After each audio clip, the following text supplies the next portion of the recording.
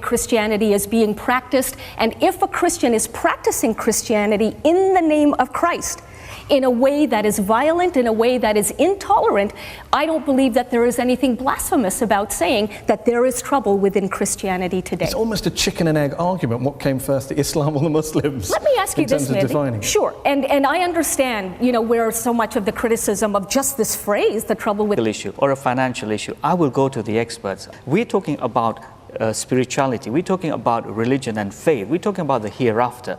And I wouldn't want to allow lay people to start reinterpreting. You're dissing the experts. You're doing DIY Islam. No. Is there really a problem with Islam today? Roughly 1 in 4 people on this planet identify as Muslim, which makes Islam less a religious minority and more a civilizational force in its own right. And yet somehow, it is still stuck defending itself against the same tired headlines of oppression, sectarian violence, terrorism, while most of that 1.6 billion just want to live their lives in peace. Watch how this Canadian author dishevelled that false ideology at the Oxford Union in a way almost nobody dares to do on a stage like that. Welcome, Irshad, to Head to Head. Thank you very much for joining us. Let's kick off this discussion with perhaps the most important question, because a lot of people know you from your first book, which was called The Trouble with Islam Today. What is the trouble with Islam today? Mehdi Hasan opens by framing Manji as controversial before she said a word. Fair warning, given her first book once compared some Muslims to automatons. Bold opener. Possibly reckless. But watch how she handles the pressure the second the mic turns to her. In a word, Muslims. We are the trouble with Islam today. We have allowed tribal culture to colonize the faith of Islam. But the good news in saying this is that we are also the source of reform, meaning that we can literally draw inspiration from our own scripture, from the Quran, in order to reform our hearts, our spirits, and our beings. And one passage that has been profoundly inspirational for me is the one that states, believers, conduct yourselves with justice and bear true witness before God. And here is the revolutionary part, even if it be against yourselves, your parents, or your relatives. This is a call for moral courage. This is a call to stand up when others want you to sit down. And it is part of what makes Islam as a faith revolutionary in the 21st century, not just. Here's her opening thesis, and it's genuinely clever. Muslims are the trouble with Islam today, not the religion itself. And the fix lives inside the Quran, not outside it. She leans on a verse about standing for justice even against your own family. A call for moral spine, not blind obedience. Socrates once argued that the unexamined life isn't worth living. Manji's basically running the Islamic remix of that idea, and it's hard not to respect the audacity. It's fascinating to hear you say this, because a lot of your critics, and you have a fair few critics, especially within the Muslim community, their objection to you over the years, my understanding is that you say there's a problem with Islam, and a lot of Muslims say, and I would count myself amongst them, who say there's a problem with Muslims, certainly with many Muslims, definitely need some form of reform, change, revolution, whatever you want to call it. But Islam is the religion. Don't bring Islam into it. Where do you stand on this? It is a problem with Muslims. However, Mehdi, let's ask ourselves, what is Islam? Islam isn't some theory.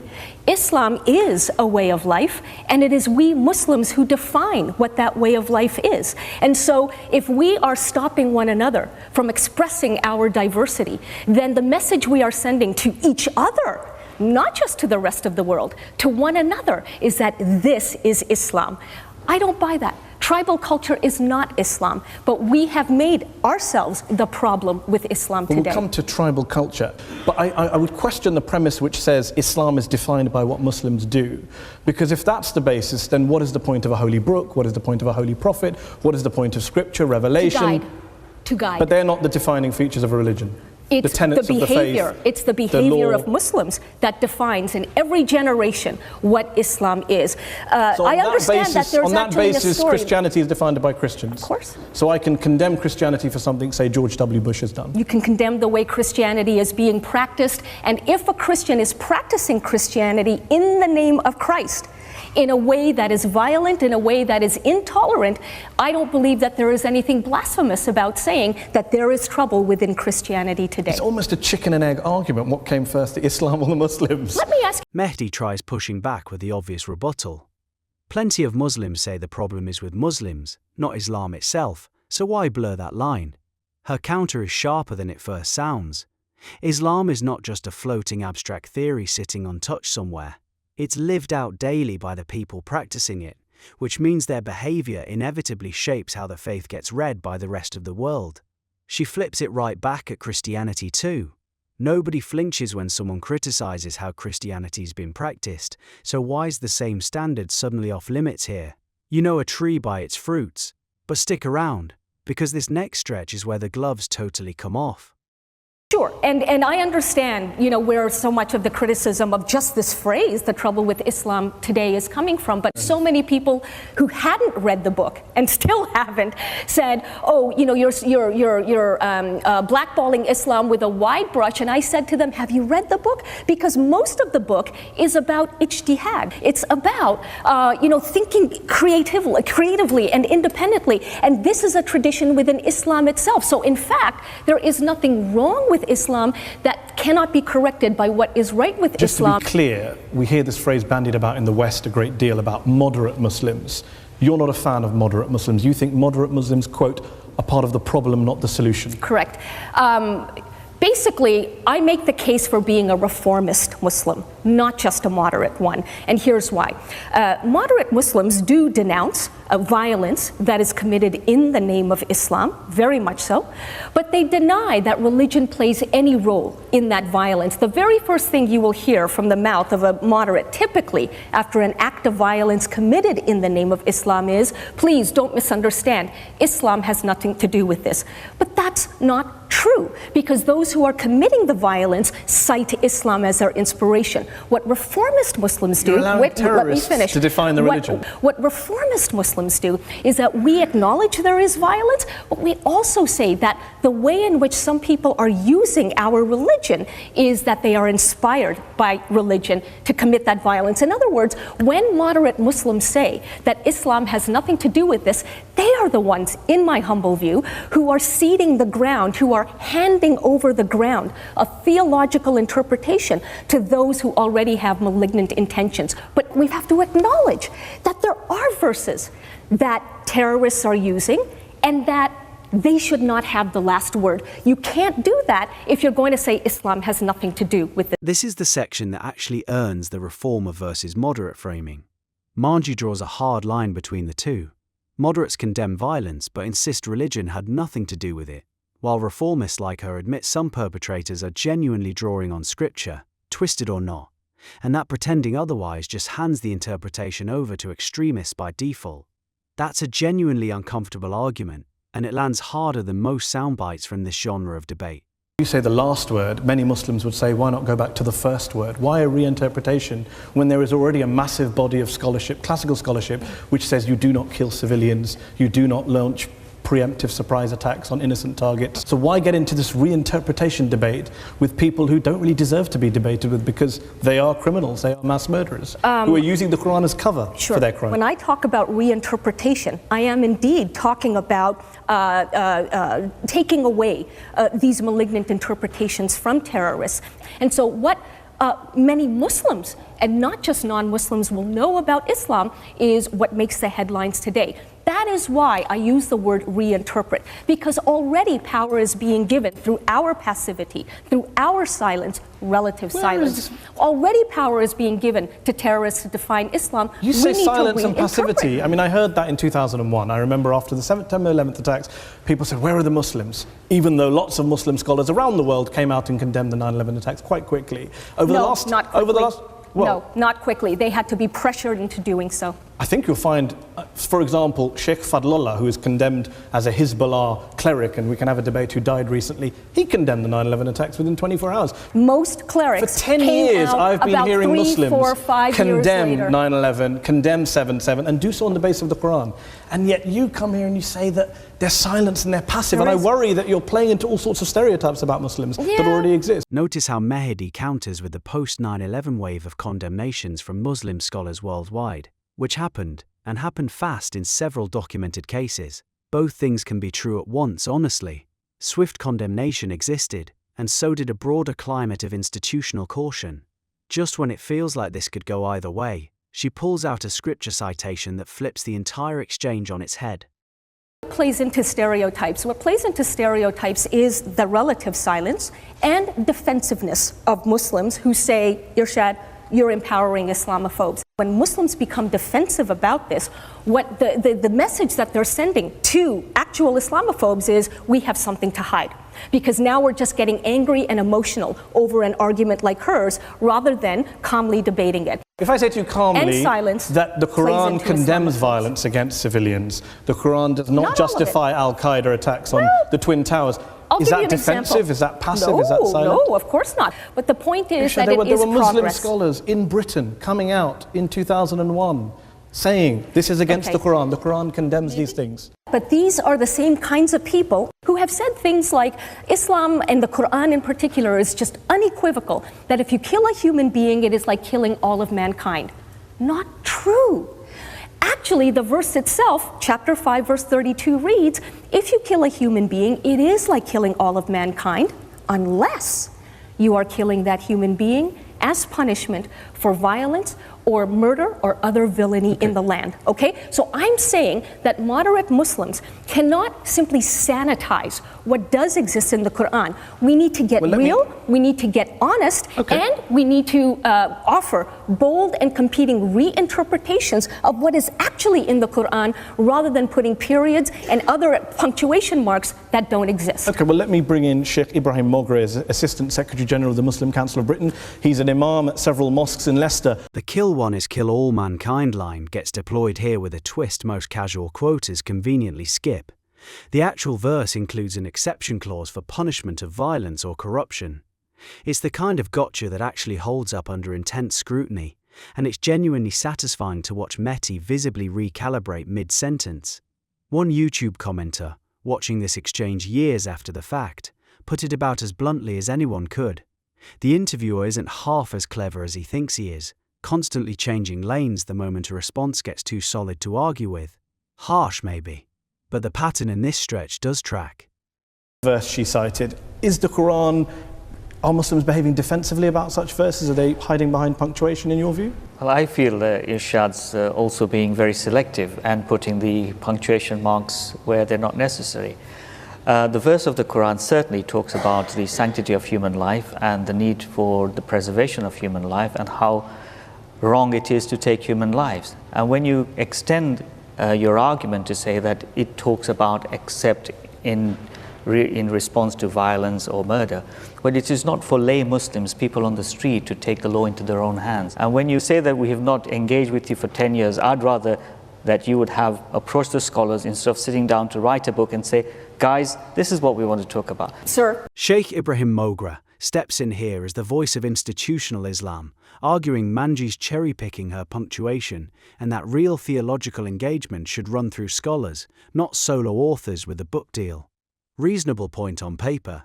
Her response, though, lands with genuine sting. You guys, as you put it, have not actually engaged with people like me. In fact, I've received a number of invitations from ordinary Muslims who are part of congregations all over the world who are excited about these arguments. But in every single case, no exaggeration, in every single case, they have written back to me to say, actually, I'm sorry, Irshad, the board has decided that they're not ready and the congregation is not ready to hear. Her response is not rebuttal. It is gatekeeping with extra steps, and it's exactly the kind of institutional caution that proves her whole argument is about defensive posture, and somehow the guy running the interview ends up the one demonstrating it. Watch out what happens after this next question. You seem to be suggesting that this is the best thing since sliced bread, right? We are always willing to engage. And when you talk about the lack of condemnation of terrorism, the Muslim Council of Britain, without any prompting from anywhere, we're one of the first to condemn it. Just because you have not heard of that doesn't mean it's not happening. Before I bring in Irshad to respond, Dr. Haladiab is a Syrian writer, broadcaster, filmmaker. You're shaking your head as Sheikh Ibrahim is speaking.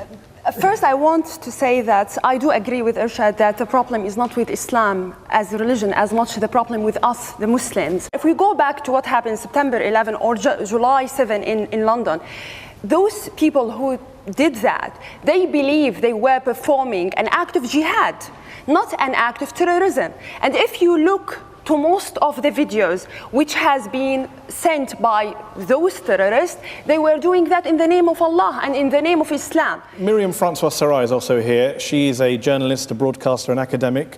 What do you make of what Dr. Haladi has been saying? Actually, I think part of the problem is that they are going back to those verses. I've just been teaching a course on religious extremism, and the extremists are, generally speaking, politicized individuals who are operating in a framework where the dominant lexicon is Islam. That is the idiom of the society in which they operate. And therefore, in order to make themselves audible to the population, of course they express themselves by reference to Islam. This is a specialist area. When I have a medical issue, or a legal issue, or a financial issue, I will go to the experts. We're talking about spirituality, we're talking about religion and faith, we're talking about the hereafter.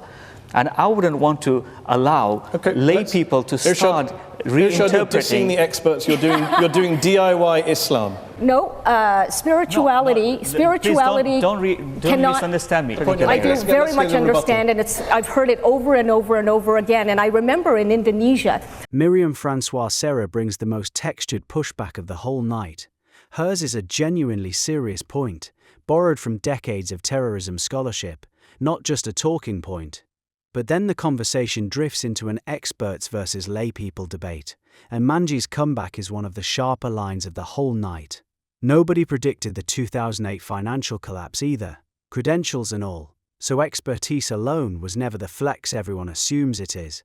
Made to me, and a scholar, certified scholar, sitting right next to me, said to the person making your point, sir, he said, if you're going to go as far as to compare spirituality to medicine or accounting, well, in medicine, there is a principle called first do no harm.